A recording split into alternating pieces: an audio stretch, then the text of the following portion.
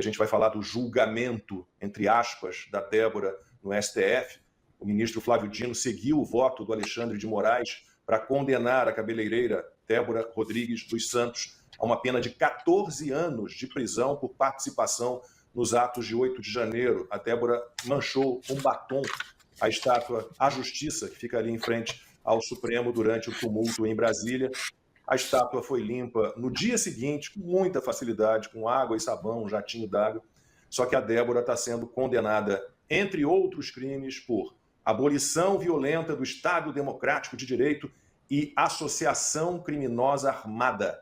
O julgamento, de novo, entre aspas, é no plenário virtual da primeira turma do STF, com previsão de durar até a próxima sexta-feira. Além do Moraes e do Flávio Dino, ainda precisam votar os ministros Cristiano Zanin, Carmen Lúcia e Luiz Fux. Se o próximo voto acompanhar o relatório do Alexandre de Moraes, já estará formada a maioria pela condenação da cabeleireira. Consta, começo por você, mantendo a tradição. A gente lembra que em 2018, petistas mancharam a sede do Supremo Tribunal Federal, revoltados com a prisão do Lula e com uma não concessão de habeas corpus para o Lula, jogaram tinta vermelha na sede do STF, isso foi em abril. Em julho, teve o ataque ao prédio da Carmen Lúcia em Belo Horizonte, também porque ela votou contra um habeas corpus para o Lula. E eu não vou nem falar, vou ficar só voltado para o STF, mas tem lá a estátua do Borba Gato em São Paulo também a turma do PT, ali, os amigos dos petistas, também incendiaram a estátua do Borba Gato em São Paulo para provocar um debate. E para essa turma que fez esses ataques que eu citei aqui, nada aconteceu. Agora, para Débora, aí a coisa é diferente. Pois é, Lacombe, uma semana difícil para todos, né? Eu começo, inclusive, prestando solidariedade e desejando muita força aí à família da Débora, né? Os filhos pequenos, o marido, a irmã e a mãe que estão apelando aos ministros que restaram da primeira turma para não seguirem o relatório desse psicopata, do Alexandre de Moraes, e o Flávio Dino já seguiu porque é outro psicopata comunista. Né? Então, quem votar a favor disso, a gente tem que incluir no rol de psicopatas. E isso é o meu primeiro comentário até, né, desse caso todo. Isso que você falou é importante, porque aqueles que foram anistiados por usar bala de fuzil estão condenando a 14 anos uma moça que usou um batom. E quando você vai ver o voto do Alexandre de Moraes, depois a Ludmilla é a especialista na área de direito, nós não estamos no campo do direito há muito tempo no Brasil, mas ela pode falar melhor disso. Mas é mentira que alguns estão dizendo aí que foi só um batom e não foi nada disso, foi muito mais. Aí teve um que colocou assim, ela pediu golpe militar. Né? Bom, qualquer um pode pedir qualquer coisa, vamos supor, vamos admitir que ela tivesse feito isso. Que poder de execução uma cabeleireira armada de um batom tem para dar um golpe? Se a democracia brasileira não resiste a isso, é melhor fechar logo o Congresso e entregar as chaves a alguém. Eu prefiro que a outra pessoa do que o Lula ou do que o Alexandre de Moraes. Vamos logo tentar um déspota esclarecido e não psicopatas corruptos tucanopetistas. Né? Então, isso tudo é muito assustador o que está acontecendo com o Brasil. Dá vontade de desistir. Nós não vamos desistir porque a gente sabe o que está acontecendo.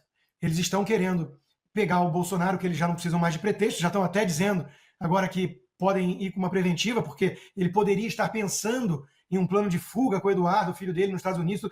Eu já fui o primeiro a falar, foge logo, Bolsonaro. Né? Tá esperando o quê?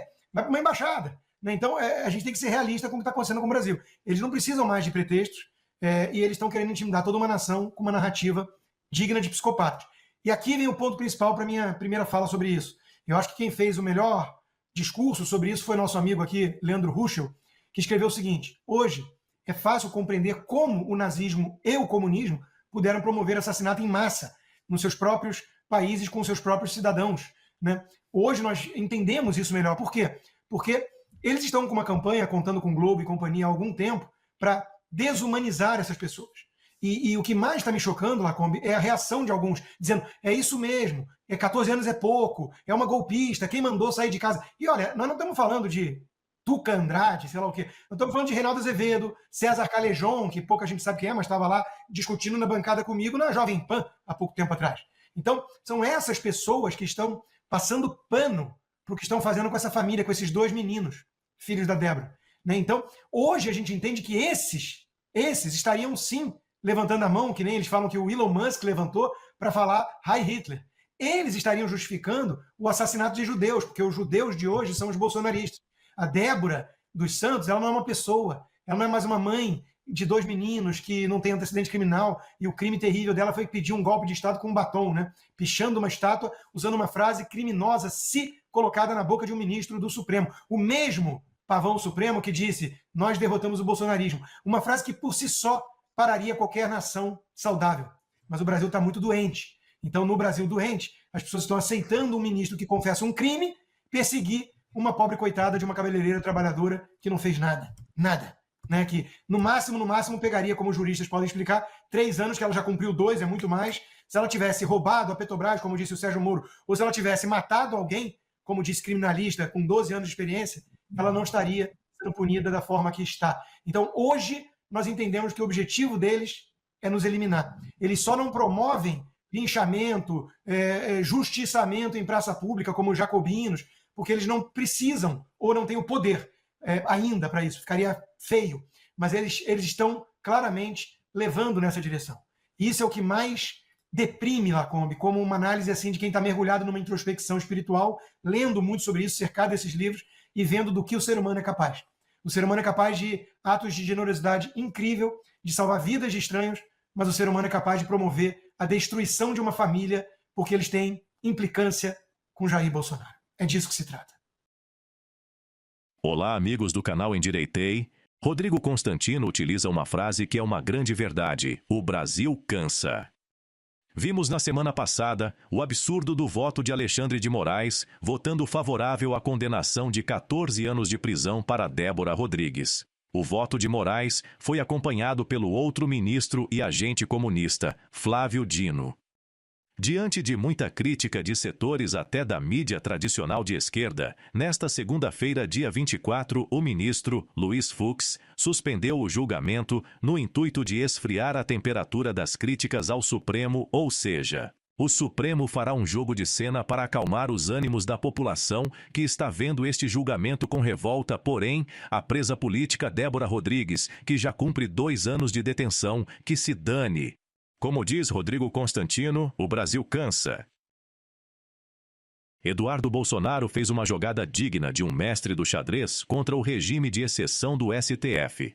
Sabendo que seu passaporte esteve prestes a ser retido pelo dono do Brasil, Alexandre de Moraes, ele simplesmente se afastou do mandato e abriu mão do salário de deputado. Como assim? Um político que abre mão de dinheiro? Aqui no Brasil? Isso deveria ser crime, no mínimo contra a natureza da política. A PGR, que agiu com a mesma velocidade de um bicho preguiça, da qual levou 18 dias para se manifestar, da ordem do tirano do Brasil que exigiu retorno em 5 dias. Na verdade mesmo, eles estavam esperando o retorno de Eduardo Bolsonaro ao Brasil para apreender o seu passaporte, mas o que eles não contavam foi que o deputado Eduardo Bolsonaro informou que não voltaria mais ao Brasil. Alexandre de Moraes, numa tentativa cínica de não deixar rastros, simplesmente arquivou o caso.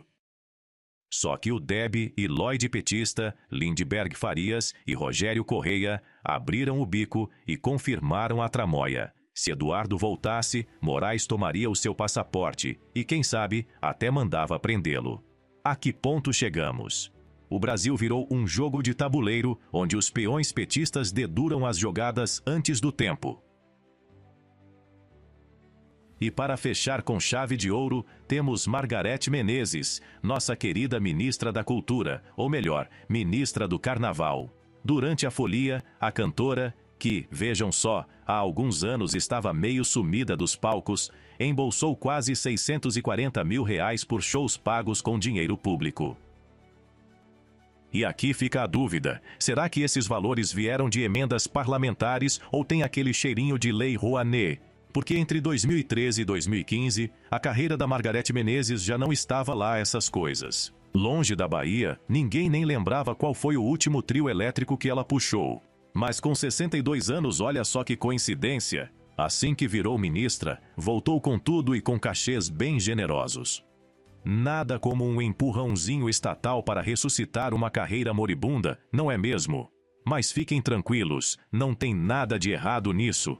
Até porque, se fosse um cantor sertanejo bolsonarista pegando dinheiro público, a imprensa já estaria em chamas, exigindo investigações urgentes. Mas como é do lado certo da força, tudo normal. E assim vamos vivendo nesse Brasil de 2 pesos e 2 medidas, onde a justiça é seletiva, a política é um jogo sujo e o dinheiro público voa para os bolsos certos. Agora, me conta aqui nos comentários, o que você achou dessas aberrações? Você ainda acredita que esse país tem jeito ou já desistiu? Comenta aí e compartilha esse vídeo, porque se depender da mídia tradicional, essas verdades nunca serão contadas. Seja você também um apoiador do canal Endireitei, colaborando na chave Pix abaixo. Deixe também o seu comentário e like para que o vídeo possa ser recomendado. Muito obrigado para você que assistiu até aqui e até o próximo vídeo. Olá a todos, quero destacar a incrível resistência do canal Endireitei no YouTube, que tem enfrentado de maneira firme e determinada os boicotes recentes da plataforma. A necessidade de apoiadores e colaboradores neste momento torna-se crucial para manter viva a liberdade de expressão e o debate saudável.